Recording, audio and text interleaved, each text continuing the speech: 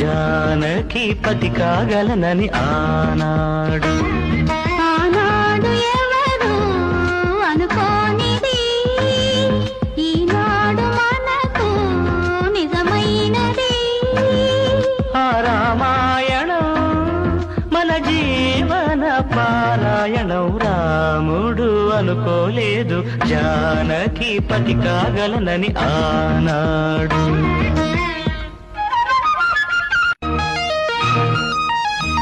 జానకి కలగనలేదు రాముని సతి కాగలనని ఏనాడు.